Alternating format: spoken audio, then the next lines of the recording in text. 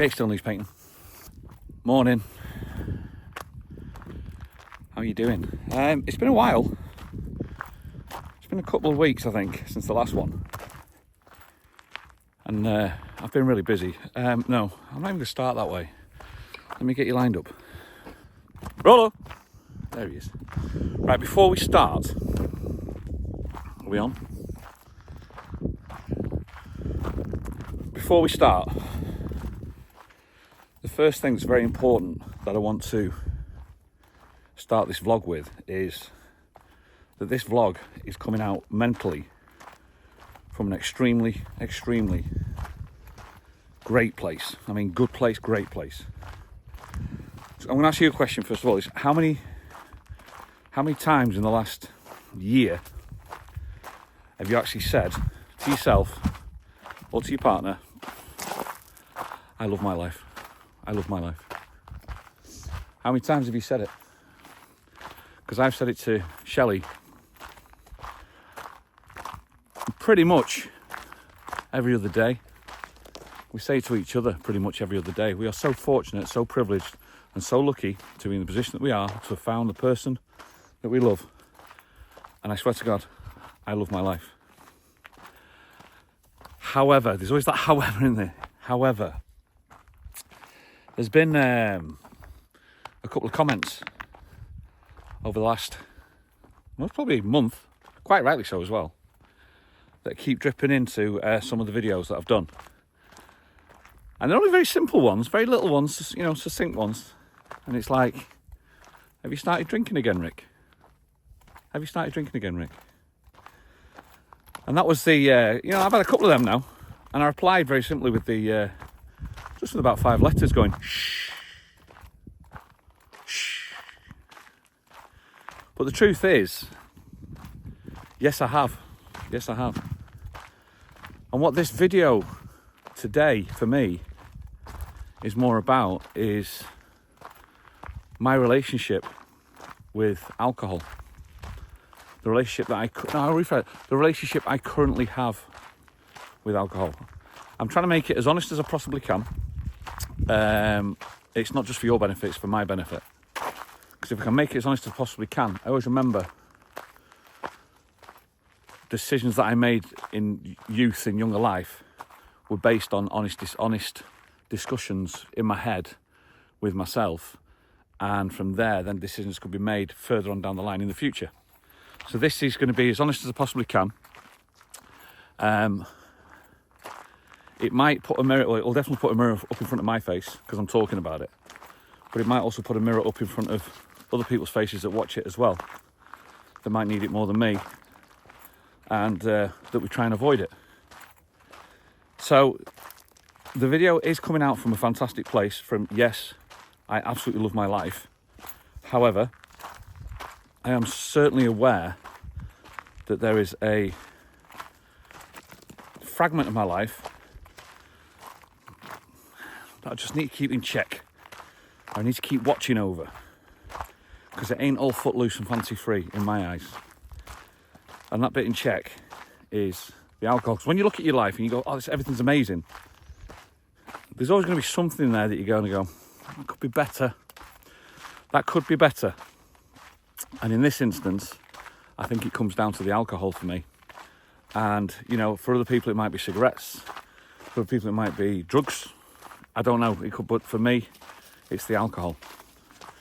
So what I thought I'd do is, I thought I'd actually do a video today, and it's not, please don't, it's not doom and gloom, it's just matter of fact of where I am with it. And as a 52-year-old man going through a phase of his life where, you know, he's coming to the, let's say the second half of his life, and he's now just going to be a little bit more thoughtful about what the stuff he's doing. So I think that's what it comes down to. So let's start, shall we? Here goes.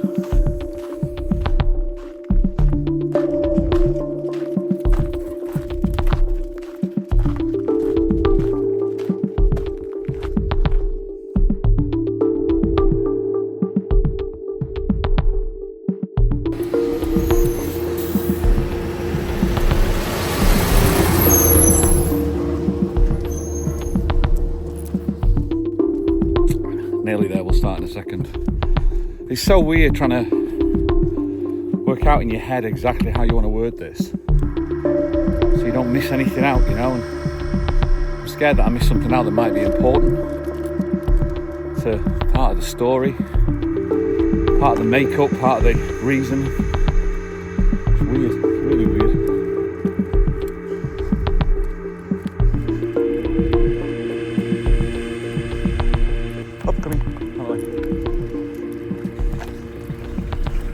Hola, buenas. Guy's got a little allotment. I see him every day. We say hello to each other every day, don't know him. It's nice about 10 reads that. Get down here while the truck comes past.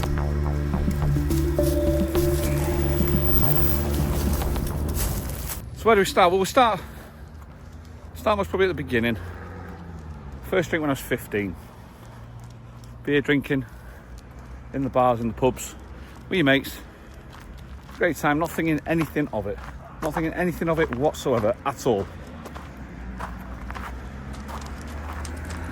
The issues started to arise.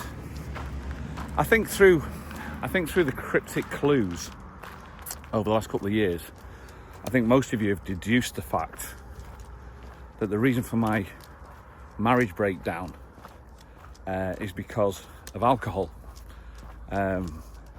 My ex-partner is an alcoholic. Now I can say that now because my kids are old enough, whereas I could never say that before because to protect them, but my kids are now old enough to understand, and we live with our relationship with my kids the way we do because of stuff that's happened in the past, just like any family. So that was really most probably the first time for me alcohol rose its ugly head, because I'd never seen alcoholism before.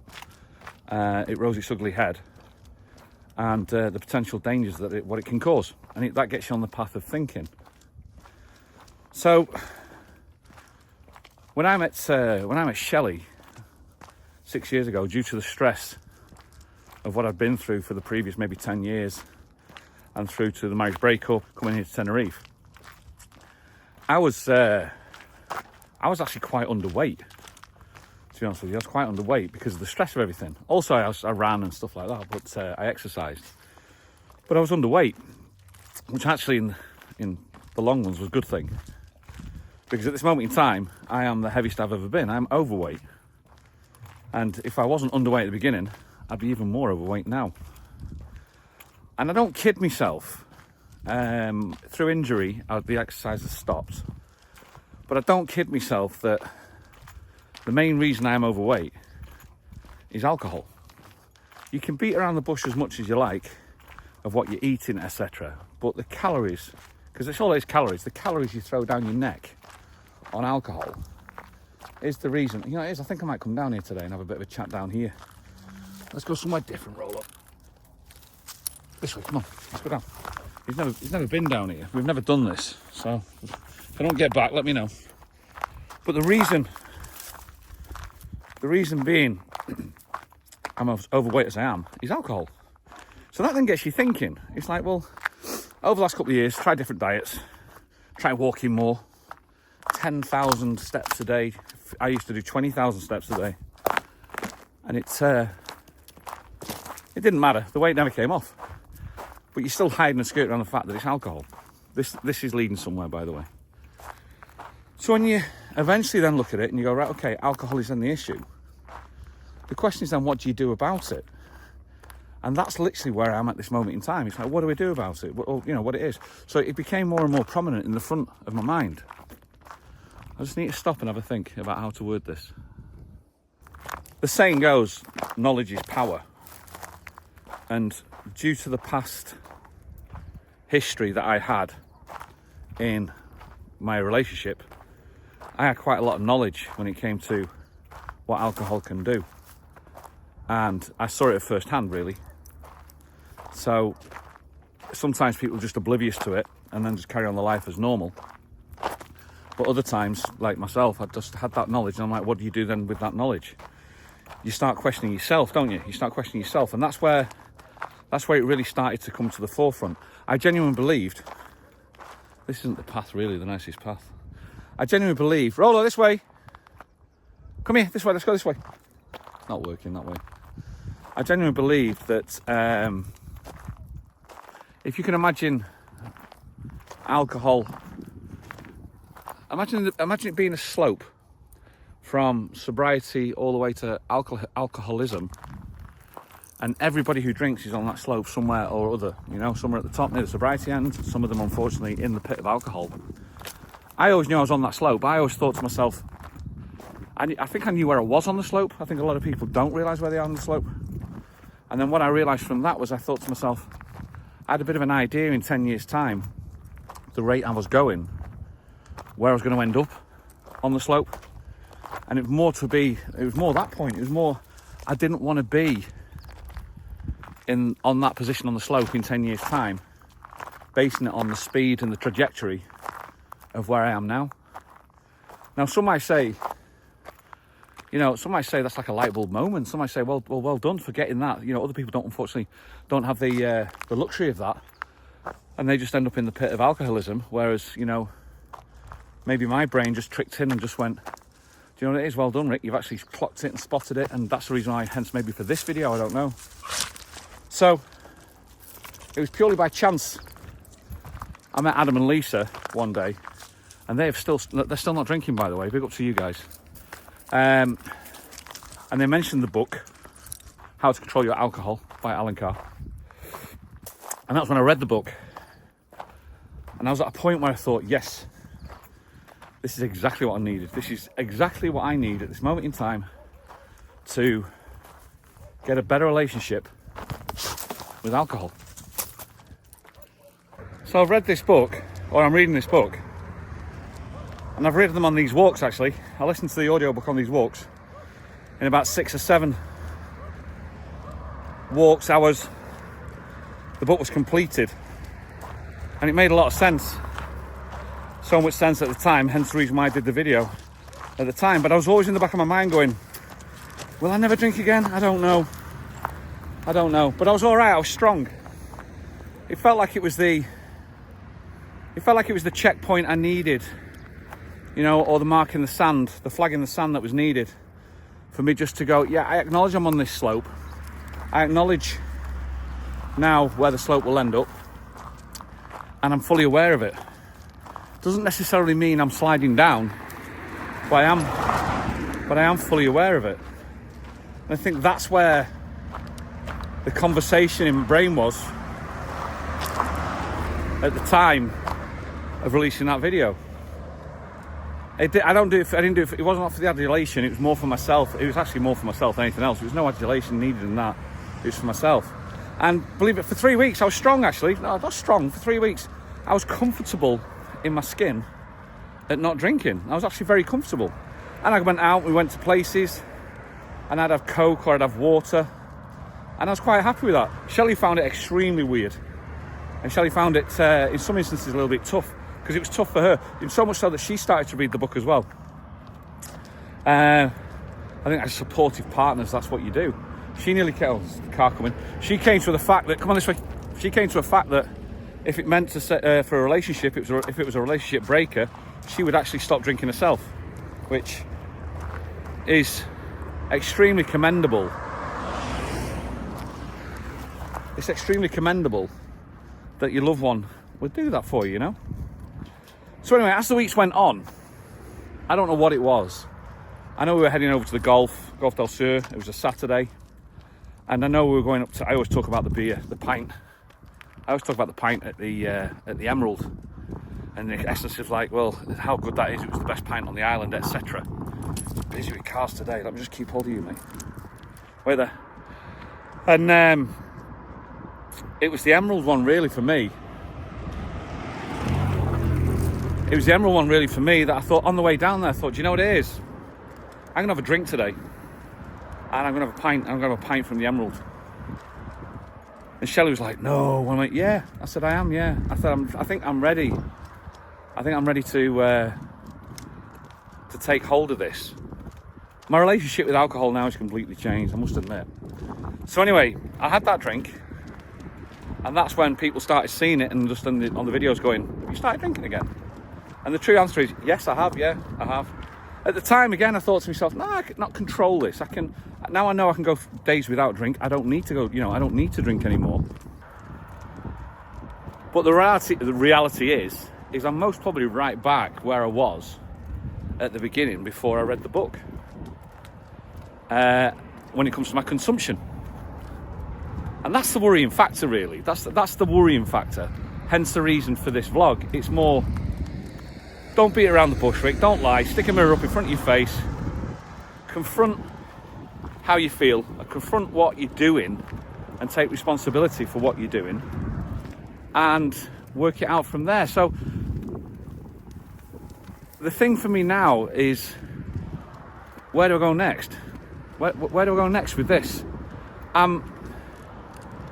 It's really been weird because I've never been overweight.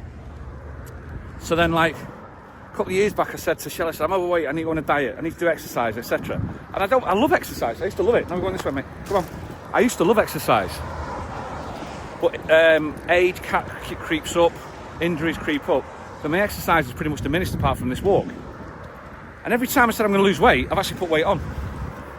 But it's still coming out of a point of, I love my life. I absolutely love my life. I've said that every day, maybe, as I said, for the last year. So it's not as if it's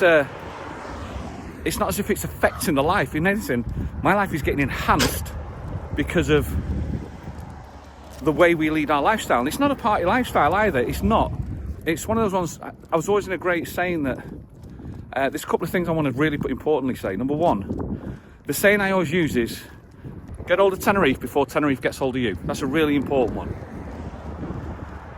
The second one is, I don't wake up in the morning saying, God, I need a drink. I actually don't even think about drink until about 3-4 o'clock in the day. And that's the truth.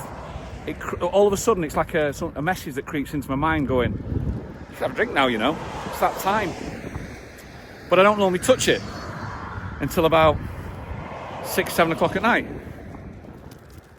So, in essence, it shows me that I'm on the slope. But in what it shows me more than anything else is, I'm fully aware that I'm on the slope. I know whereabouts I am on the slope. And that's the question, is that a good thing? Or is that a bad thing? I don't know. I generally don't know. So,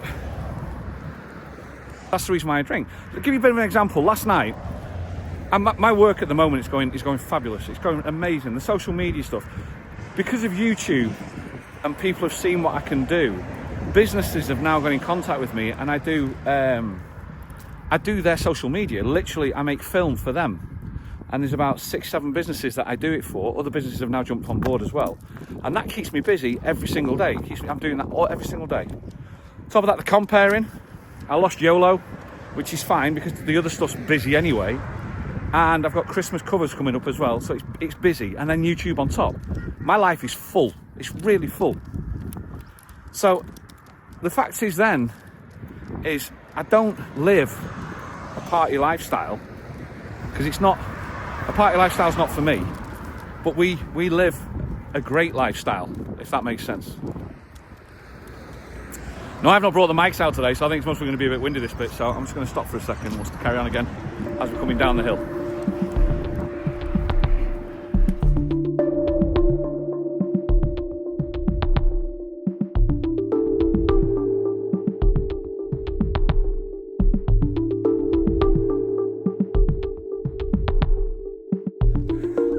It's a bloody big hill, this, like. Jesus, every day. It's a long way, that. See at the top.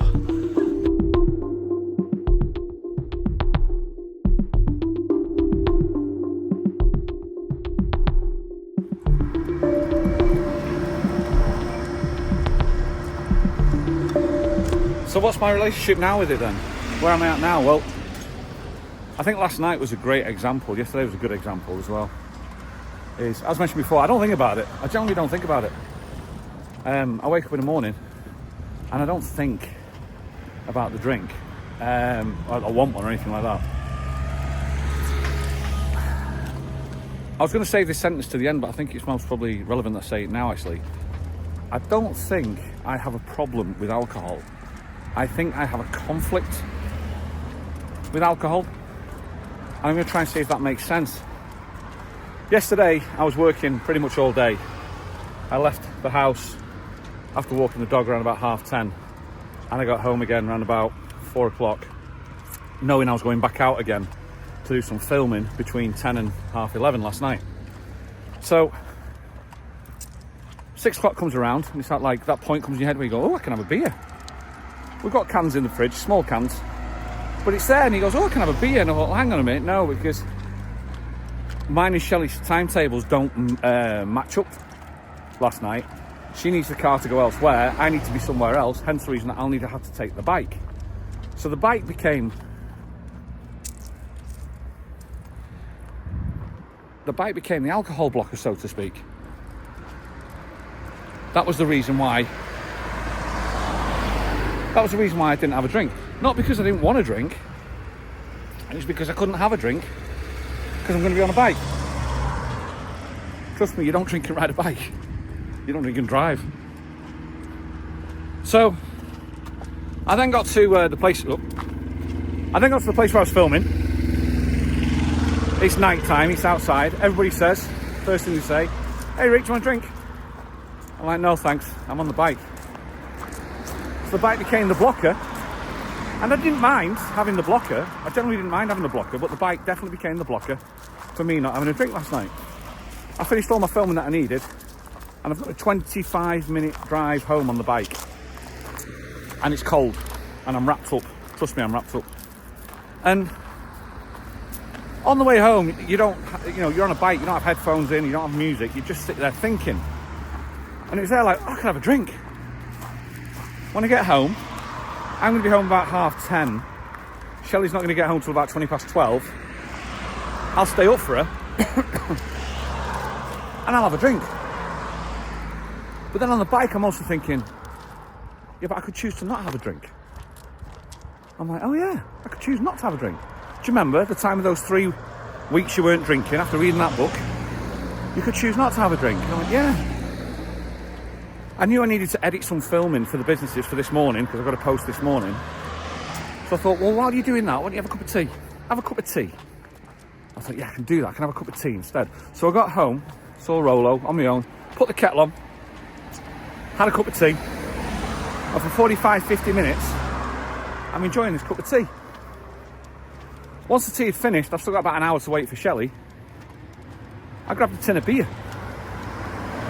Just the small tins. We don't have big tins in the house. It's not like the UK, we don't have big tins. We've got small ones. You can get the big ones, but I choose not to get them. So by the time Shelley got home, I'd had 2 tins of beer. But the difference is, when I was reaching for the beer, I'm reaching for the beer with guilt in my mind or in my heart. Or I'm reaching for the beer with a tinge of sadness or disappointment. Everyone, what are you doing this for? Why are you doing that? Just having a cup of tea. I wasn't thinking just having a cup of tea, actually. I was just thinking, I want a beer. Can I have a beer? I want a beer. And then you get other people as a joke, and oh, that's how it starts. But does it? Is that how it starts? Am I on the start of a line, of a journey that's going to take me down the slope further? Or am I self-aware enough on a slope to go, I won't go down that slope because of my past and because of what's happened? Shelley came in. Shelley doesn't know any of this, by the way, any of these thoughts in my head. Shelley came in and she wound down. She said, I think she grabbed a drink. She said, so she grabbed a cup of tea. That's right, she grabbed a cup of tea. And she said to me, do you want a drink? And I'm like, nah, I'm going to go to bed. And off I tootled to bed around about 20 to 1 until getting up at 7 o'clock or 7:30 this morning and then doing this video. So for the people who are asking me, am I back on the drink? I want to say thank you, because it puts a mirror up on my life. My life, I love my life. I never thought I'd ever say that in my life. I actually love my life. Even as a golf pro, even as I love my life. At this moment in time, I love my life. there's a percentage that I've got conflict with, and I need to find peace on that conflict. So I'm going to leave you with this final analogy for you and conundrum for me. I'm a great believer of the slope. I've seen it happen. I've seen it in action, where the top of the slope is sobriety and the base of the slope is alcoholism. I've seen it. I've lived it. It's not pretty. Those people don't choose that path. That path eventually gets chosen for them. Due to the acceleration of myself on the slope over the last 2-3 years, because life was good,